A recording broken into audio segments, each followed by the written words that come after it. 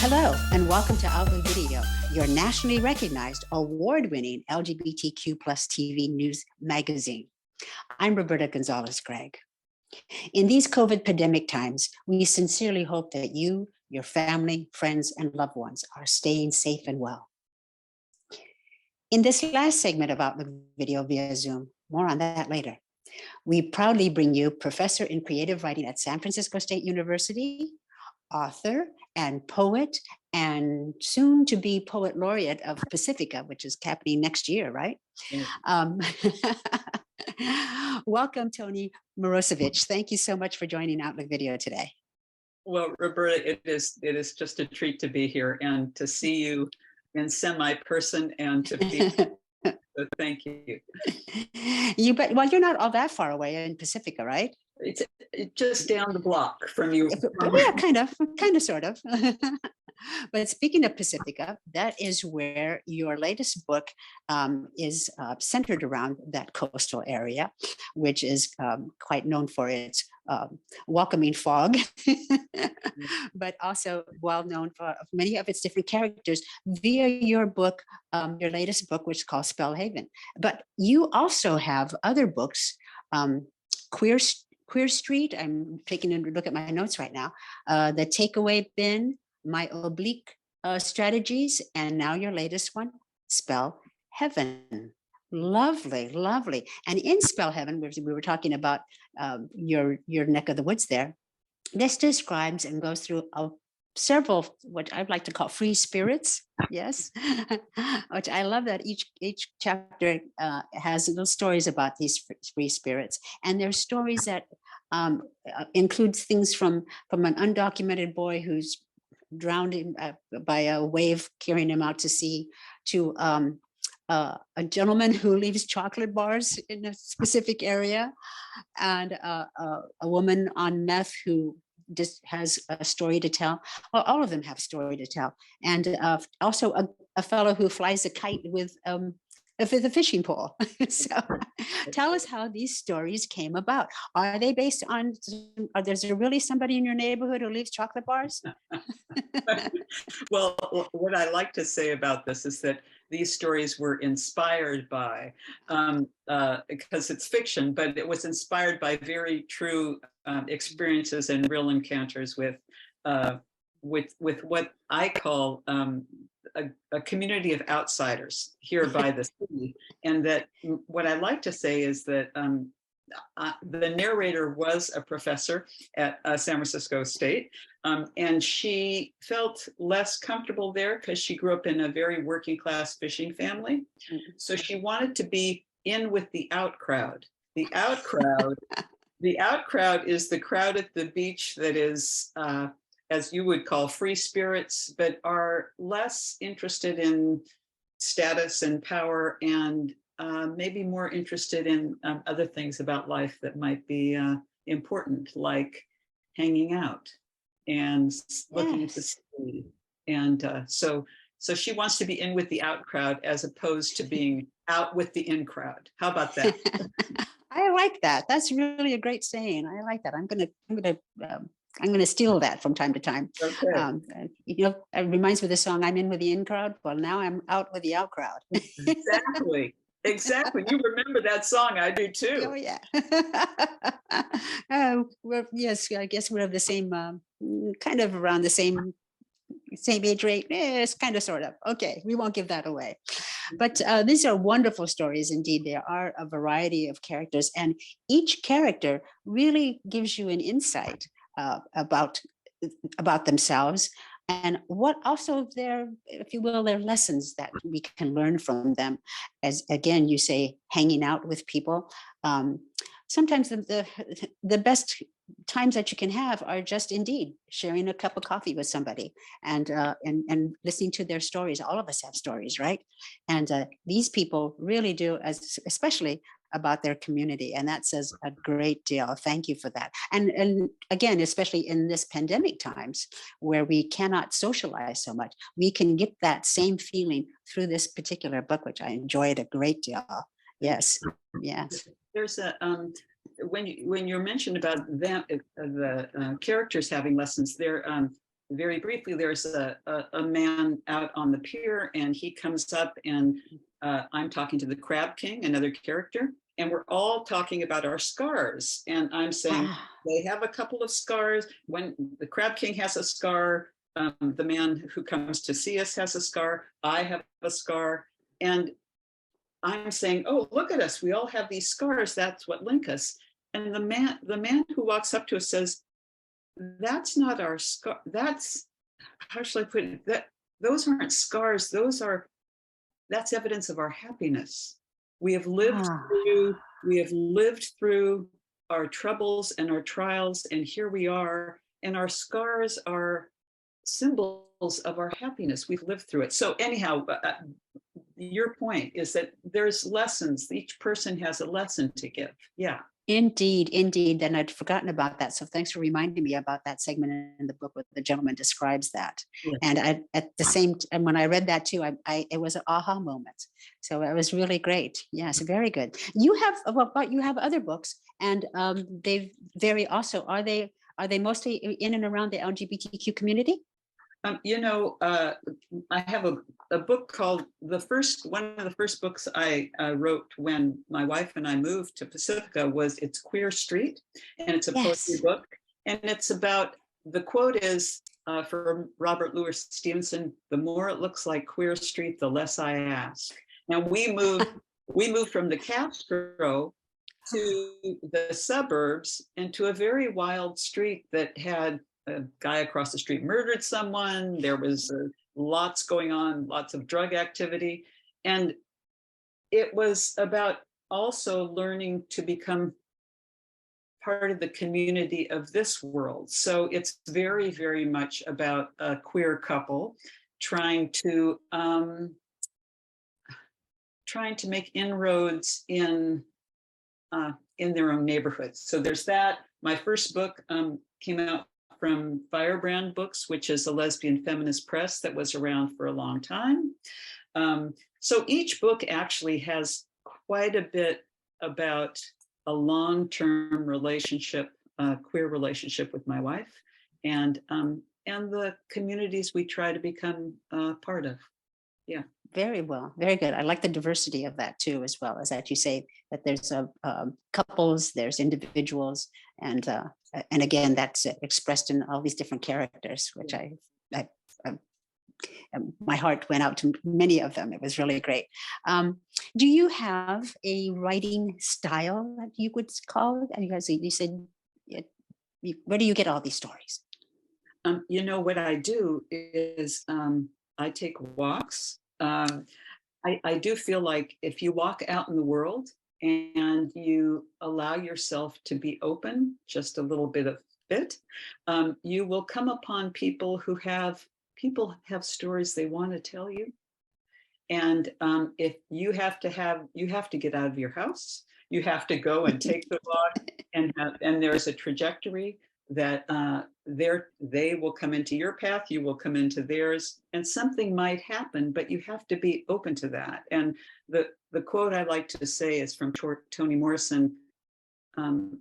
It's like the desire to vault the mere blue air that separates us. And that's what the narrator tries to do. She wants to vault the air that separates us, because we're all together in this. Otherwise, where can there you go. There's a copy. I wanted to show this because the woman who did the cover, Dana Lee, did this cover from one of the stories, and I really do love the cover of the book. It's really pretty, and you can get it at on bookshop.com. Amazon, of course, has it, and or go to your local bookstore and inquire. So I always love the bookstore. So if that's possible, that's great. Yeah. Very good. Yes, we like to support them as well. Very good. Very, very good. Okay. Do you have some future projects coming up in your writing endeavors or otherwise? What I'm planning is I've been trying to write a memoir for many years. I'm going to finish it. I grew up in a fishing family. My family had a boat called the Western Maid. And when my father died very young at 49, we had to let go of the boat, and it went out to many other places in the world. So and I found it once again many years later. So it's going to be writing about that. I do have a quote, and the quote from the book that has started is, "A girl who is raised as a boy wants to be a man and take the helm again." So I think that if I had been a boy, I would have probably been a fisherman. So I fish for words instead. That's what I do. Ah, well said. Well said. And you come up with some very good catches. Yes, indeed. Thank you. You've reeled in a big one with Spell Heaven, that's for certain. And I'm sure the others, you've been reeling in some good reviews as well. So we look forward to more projects coming in. This memoir, we'll be on the lookout. Is there a website that our viewers can check out more information about you and your works? Yes, I have a long name. Oh. It's www.tonimirosevich.com, and it's a long name. What can I say? No worries, but that's how we can get a hold of you, and our Yes. viewers can get a hold of you and learn more about you and your works and such. So thank you so very much. We look forward to these memoirs coming out, and well, come on now, in 2023, what is this poet laureate stuff all about? Well, I was appointed that by a committee that was very lovely of them. And I have 5 different poetry books before this book came out. So I have a poet. I've done a lot of poetry. My plan is to spread it out, meaning that there are a whole lot of people writing poetry. There's a guy in the surf club, and the surfers are writing poetry. The kids in schools are writing poetry. The idea I have is to actually not have the light come to me, but to have the light go out to the community of people who sometimes don't think they're poets, but they look at the sea and they might even want to write a few words about it. It's my desire to spread it out. That's my hope. Good for you. Thank you. Thank you. Thank you. Thank you. And I really do appreciate that you talked about the younger generation, about that kids were even writing poetry. I think that is so wonderful that we know that things will be moving forward, carrying on in a lot of these traditions. So thank you for that. And again, thank you for joining Outlook Video. This has been terrific. Well, again, you're so easy and lovely to talk to. So thank you, Roberta. Thank you, Eric behind the scenes, and just a treat. So really, I really much appreciate it. Thank you. Okay.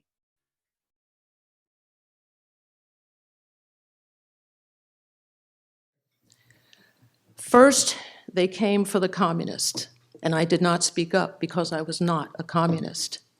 Then they came for the Jews, and I did not speak up because I wasn't a Jew. Then they came for the trade unionists, and I did not speak up because I wasn't a trade unionist.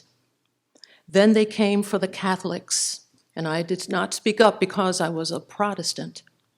Then they came for me, and there was no one left to speak up for me. Next image.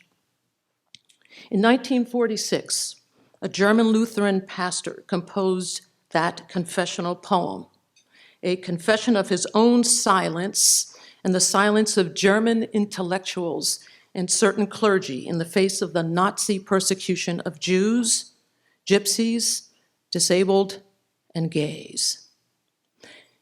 It is 2022, 76 years later. The question remains, who will speak up for us in the LGBTQ+ community? Who will speak up for women, people of color, poor people? Who will speak up for every group that has been marginalized since the founding of this country? Next image. It certainly will not be the US Supreme Court, whose majority, next image, Gang of Six, I call them, the Gang of Six have gone rogue for no other reason other than that they can. The Six have disregarded judicial precedent and gutted the Voting Rights Act of 1965. They have overturned Roe v. Wade, leaving it to white, male-dominated legislatures in the states to determine who controls women's bodies. Next image. At the urging of Associate Justice Uncle Thomas,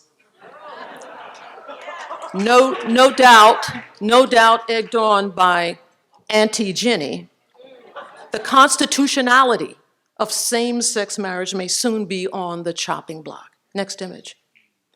On October 31st, fittingly on Halloween, the Gang of Six will get its chance to end affirmative actions admissions policies used by many colleges and universities to increase their numbers of Black and Latino students when it rules on the constitutionality of Harvard University's and the University of North Carolina's admissions programs that consider race as one of many admissions criteria. In December, the court will hear a case pitting free speech against LGBTQ rights. The case involves an evangelical Christian web designer free speech claim that she cannot be forced under a Colorado anti-discrimination law to produce websites for same-sex marriages. If she prevails, then there is no reason that a white supremacist couldn't refuse to do business with people of color. If he were to provide services to them, it would send a message that he endorsed equality for all, a message that he opposes. I shake my head. It will be left to three women who comprise the liberal wing of the court: a Black woman, next image, Ketanji Brown Jackson. Next image, a Latina, Sonia Sotomayor. Next image, and a Jew, image, Elena Kagan. It will be up to these three women to speak up for us. And when they pen their dissents, and there will be many of them, those words will give us hope. Billy DeFrank was an unusual gay man, not only because he was African American, but because he actually loved everyone. In the 1970s, when the gay movement exploded, all these different activist groups started up, including in Santa Clara County. There were many different groups. And what Billy DeFrank did was he didn't care who you were, but he did all these drag shows to raise funds for all these different groups that were happening in Santa Clara County. And so what happened is all of those groups that he supported, they all wanted to meet under one roof. And so when the Billy DeFrank Center started in 1981, they decided to call the center the Billy DeFrank Lesbian and Gay Center.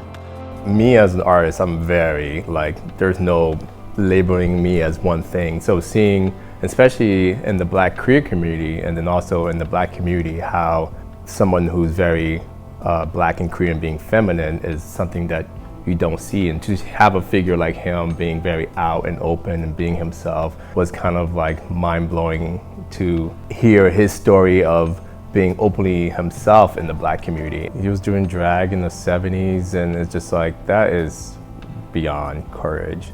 And I always say the people who tends to be more of the pioneers are the ones that were in drag and who were trans, who were not kind of hiding who they were. They were fully in guiche, how you would say, and being out in public at certain points, and sometimes protesting in full drag or your true authentic trans or non-binary self. So that is courage in itself. Queer Black people are still not comfortable being feminine. You always see mostly Black queer drag queens actually standing up, or Black trans people standing up and saying, this is who I am.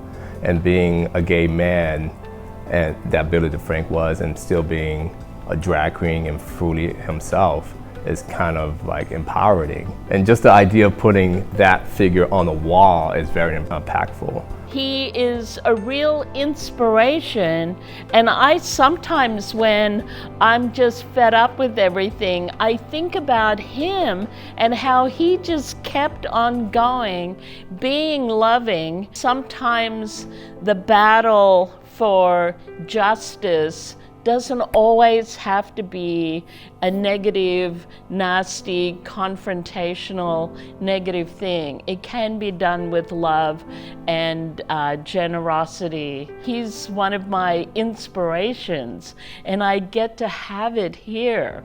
I mean, we're so lucky to find a muralist who knows how to express that.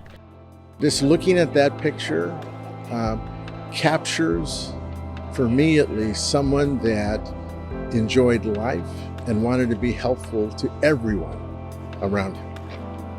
He was comfortable with who he was. And once you get that level of comfort of who you are, others can look to you and say, how do I get that same level of comfort? Help me get there so that when I'm out in the community, I can look out into the community and be comfortable and help others that need that sense of fitting in no matter where they're at. It's spectacular. The colors, the scale, the scope, the messaging, and it's just going to be an absolute eye-popping asset to the neighborhood. I walked up to it and thought, wow, fabulous. Great story, great message, great art. Tremendous asset for the community and for the neighborhood. The portrait of Billy DeFrank is perfection. It's so good, and it's something that will tell everyone at a glance why it's called the Billy DeFrank Community Center. We're looking at all the citizens of this county, of the city, of other cities, because this isn't really just for those persons that live within walking distance, persons that come from other cities, other counties, just to come here because it's a safe space. He was a man who was known as Mr. Love, and he represents inclusion, generosity, and love. And we want our center and all of our partners for that to be our guiding star. Billy DeFrank.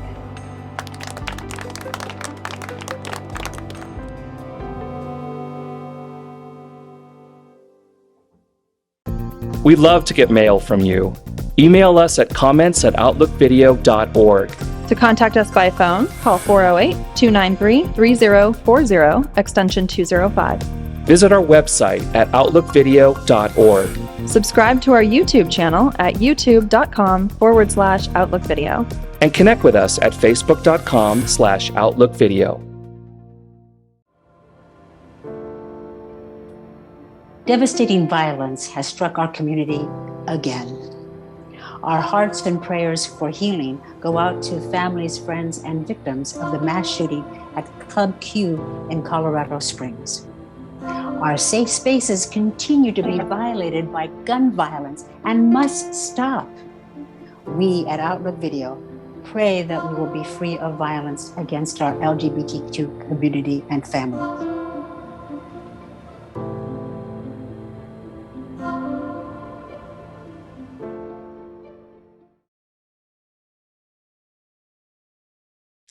It's true that old saying that all good things must come to an end, and sadly, so it is with Outlook Video.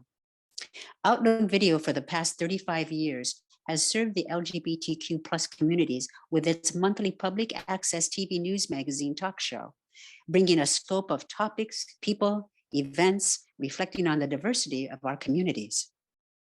Beginning in 1987 and affiliated with the John Sims Centers of the Arts, then transitioning in 1998 to the Billy DeFrank LGBTQ plus Community Center, Outlook Video recorded episodes from the Create TV studios in San Jose. During the pandemic, Outlook Video episodes and segments were created in the field and in the homes of producers via online tools such as Zoom. This December 2022 is again, sadly, Outlook Video's final farewell to you, our viewers, donors, sponsors, allies, volunteers, and crew. All of us here at Outlook Video wish to extend our sincere thanks to all the aforementioned for your generous support and throughout these past 35 years. It is with great pride that we, the Outlook Video crew, thank you for the privilege of serving you and our community. We shall, however, continue to document the LGBTQ+ communities and events, but henceforth will be posted online only. Please look for us at Facebook and YouTube for occasional online shows. Thank you again. Well, speaking of Spell Heaven and your works with that, would you be so kind as to give us a little bit of a reading from that book? I would love to. Again, this narrator is going out on her various walks, and she's decided to, by the sea, and she's decided to walk out onto the pier, where she might not be welcome, who knows, or she might be welcome, we'll see. So here we go. This is from Spell Heaven. Walking down the pier, I see empty bucket after empty bucket. Notice there's not one bent pole trembling from a tug on the line. Nothing's biting. I pass a guy leaning against the railing having a smoke, sleepy-eyed, down in the mouth, with nothing to show for the morning's efforts. Hey there, I say, good luck today. He gives me a go-to-hell look, then goes back to his smoke. I don't know why, but right then I decide to tell everyone out there with their crab nets dangling and their shopping carts full of bait, with their coffee cups draining and their boom boxes blasting, good luck, as if that'll make a difference, as if saying those two words in the air will confer luck, just saying those two words, one after another, to every person, group, couple, family, extended or not, traditional or loosely configured. Again and again I say it, good luck, good luck. Let today be a good one. Maybe those out here are wishing for something more, to leave behind yesterday's trials or old hurts, the bitter work battle, the fight with the crummy neighbor over an overgrown hedge. Maybe they too want better times for themselves and for their loved ones. And are they hoping, as I'm now hoping, that if we say it enough, if we repeat and repeat and repeat those words, if we say them with sincerity and conviction and an open heart, something will be different this time out. Oh, let it be different. We're all out together. We're walking on the pier on this day, and strife and acrimony and unhappiness are being beaten back for a day, as the fog is beaten back, as time is beaten back, as doubt and fear and disbelief are beaten back. It doesn't cost anything to wish someone good luck. It doesn't take a pound of flesh or require belief or become a question of whether or not this will do the unlucky any good. Don't I want that for myself? Some luck, some uptick of good fortune, a tug on the line, a tug on the heart. Yeah, thank you. You just put a tug on my heart. Thank you for sharing that. Thank you. Thank you all to all of you, your extended families.